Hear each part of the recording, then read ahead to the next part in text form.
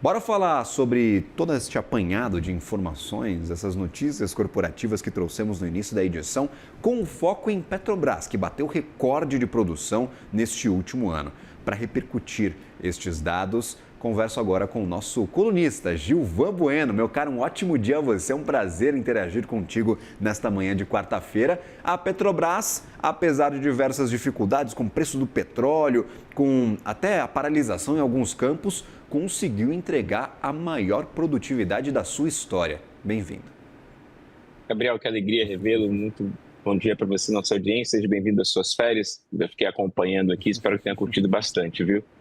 Olha Eu curti só, bastante. Pena que acaba, viu, o Gilvan? Aí tem número, tem que falar de Petrobras, mas eu queria curtir mesmo um descansinho, mas é bom voltar ao trabalho e, claro, é muito bom conversar contigo nessa manhã para falar, claro, sobre uma das maiores empresas aqui do Brasil.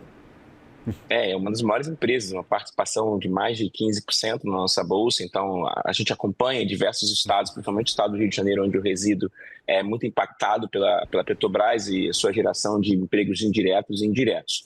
Um ponto importante, a gente tem que lembrar a nossa audiência, que é o plano estratégico 2025-2030, que ele é ali o norte de todas as tomadas de decisões.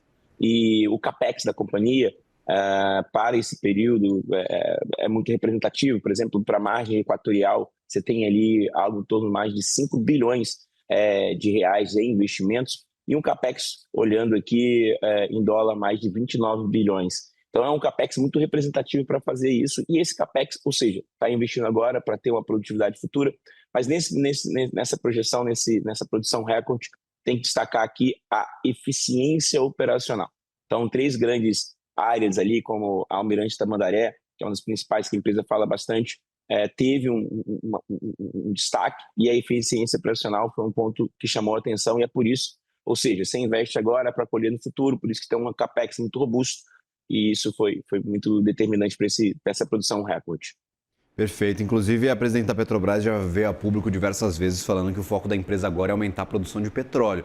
Tem investimentos em geração de energia eólica offshore, novos tipos de combustíveis, inclusive um combustível diesel com participação de materiais de biomateriais, mas o foco, por enquanto, pelos próximos 10 anos, pelo menos, é explorar petróleo, né, Gilvan? Então, essas notícias de aumento de produção, de aumento de perfurações, de novos campos, são muito positivas para a Petrobras e parecem ser o foco daqui para frente ainda.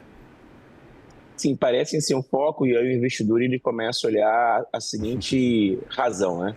Se eu aumento o CAPEX, ou seja, se eu aumento aqui o meu nível de investimentos para continuar extraindo petróleo, para ser aqui uma empresa especializada em perfuração em grandes profundidades, com maior grau de dificuldade, mas que tem ali nos tornou aqui eficiente nessa questão, Petrobras é super utilizado nesse sentido, a gente tem que lembrar aqui, olha, então como é que ficam os meus dividendos? Então você começa a ter uma pressão, diversos veículos começaram, diversas casas de análise e bancos internacionais e bancos de investimentos começaram a projetar isso. A expectativa, resultado é dia 5 de março, então essa prévia aqui já acelera um pouquinho o que pode ser apresentado no dia 5 de março. O consenso do mercado era que viessem dividendos entre 1,7 bilhão, e com isso algumas casas começaram a ajustar, por exemplo, para 1,2, olhando esse CAPEX maior para ter a capacidade de produção nessa mesma linha, mas que isso acaba penalizando o acionista que olha para os dividendos da Petrobras, lembrando que a Petrobras tem um modelo de distribuir 45% do seu fluxo de caixa livre. Então, você tem um CAPEX maior, você tem produtividade maior, mas que do ponto de vista do dividendos, que a gente sabe que até o governo federal é o seu sócio, recebe nos últimos 3 anos a distribuição de dividendos da Petrobras ajudou no orçamento, então CAPEX bom, mas um pouquinho menor dividendos para o acionista. Quando a gente fala de um pouquinho menor, a gente está falando de 500 milhões de reais. Então, qualquer ajustezinho nessa máquina de geração de caixa chamada Petrobras significa muita grana, né, Gilvan? Dividendos estes que são ponto de muitíssima atenção. Como é que você avalia, de forma geral, assim, por cima, este resultado operacional? Sente mais o mercado animado, um pouco desanimado por conta dessas mudanças no pagamento de dividendos? Estou olhando aqui para o mercado lá fora e as ADRs de Petrobras listadas lá em Nova York estão subindo, quase 1% no dia de hoje, depois desse resultado operacional. Dá para a gente ter um termômetro de como é que o mercado deve reagir a essa publicação?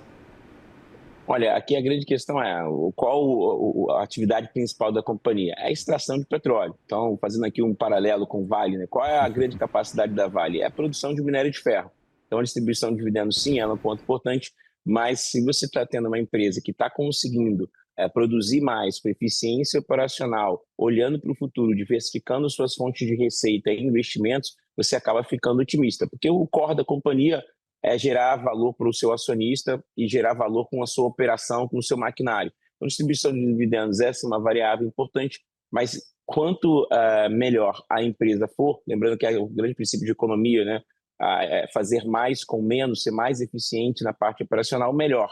Então, a grande questão é que esses ADRs já começam a responder, lógico, é uma medida de curto prazo, a gente não consegue ver valor isso no médio e longo prazo, mas a gente tem que ver isso. Então, até chamando a atenção para o dia 5 de março, o que o mercado vai olhar muito? O tamanho desse CAPEX. Mas quando você já fala que a sua produção foi melhor e que o CAPEX projetado vai ajudar isso a ser continuado, você tem aqui um otimismo por parte da eficiência operacional. Então, essa produção é muito fruto disso, eficiência operacional. Se nós estivéssemos aqui falando que a Petrobras, por exemplo, produziu menos e aumentou seus investimentos, aumentou seu endividamento, você fala assim, poxa, mas ela está aumentando o endividamento, está aumentando o CAPEX, mas ela não está gerando valor para o acionista, não está trazendo ganho de eficiência, e isso seria ruim. O ponto central é a companhia está caminhando para um lugar de mais geração de valor para o acionista. E há também o fator margem equatorial que está de fora das contas, né, o Gilvan? O analista tem até receio de colocar isso no papel, porque não se sabe o que pode sair dali. Gabriel, você colocou luz sobre uma questão que é muito discutida, principalmente quando nós tivemos aqui a invasão na Venezuela, os conflitos geopolíticos que nós tivemos na Venezuela, a primeira discussão foi porque um pedaço da margem equatorial faz divisa com a Venezuela, então isso já começou a ser projetado em alguns locais. Como eu falei anteriormente, no plano estratégico tem aqui um direcionamento de mais de 5 bilhões, eu tenho participado de algumas conversas em Brasília sobre isso para entender e falado com alguns especialistas em energia aqui no Rio de Janeiro, porque é um projeto muito robusto, mas é aquilo. Isso lembra muito, por exemplo, o que nós presenciamos lá atrás, e o mercado tem uma memória, né, pensando em heurística, tem uma memória de um projeto dessa magnitude. Quando surgiu o pré-sal, nós tivemos aqui uma forte valorização das ações da Petrobras, mas depois, quando o mercado quando começou a entender que era um custo operacional muito alto e o preço do barril caiu, isso se tornou um ponto sensível, onde nós presenciamos as ações da Petrobras chegando a quase R$5. Por que eu estou falando sobre isso? Porque hoje o preço do barril vem atravessando uma queda muito brusca, e então você pode, por exemplo, criar um projeto, fazer um CAPEX, mas se no futuro, se a atividade mundial tiver menor e o consumo, por exemplo, menor, uma estagflação ou um cenário cada vez mais de conflitos geopolíticos que prejudique isso, um barril de petróleo muito barato não consegue gerar esse valor para a companhia. Então, margem equatorial, muitos analistas, e eu conversei com dois, tem esse cuidado porque você não consegue gerar esse valor hoje. É como eu gosto de dizer, tem a expectativa, mas expectativa e realidade são coisas totalmente diferentes. Exatamente. E aí, quando a gente olha, por exemplo, para esse barril de petróleo, a gente vai tirando diretamente no lucro da companhia, né? O quão menor fica o preço do barril de petróleo. A gente lembra, no começo do ano passado, o barril estava na casa dos $80 e hoje está em 69. Até deu uma melhorada neste começo de ano, mas já perdemos $10 por barril vendido pela companhia. A gente lembra que isso aqui é tudo margem da empresa, porque o lifting cost da Petrobras, se eu não me engano, chega ali na casa dos $7 ou $8 por barril. É muito baixo, é uma máquina realmente de gerar caixa. E quando a gente fala sobre perda da força do petróleo, a gente está falando diretamente sobre o resultado no bolso da Petrobras. Por isso que a gente fala de cifras bilionárias aí de petróleo, Gilvan Bueno. Meu caro, caríssimo Gilvan Bueno, sempre bem-vindo aqui à programação do CNN Money. Que prazer tê-lo por aqui. Até uma próxima. Eu que agradeço. Bom revê-lo e seja bem-vindo. E carnaval, estamos aí. Bloquinho na rua. Com certeza. O bloquinho do Acadêmicos do Serviço estará aqui transmitindo ao vivo com a CNN Money e também com o CNN Brasil. Estarei com vocês, nossa audiência querida, durante o feriado de carnaval, acompanhando o mercado financeiro e economia. Até uma próxima, Gilvan.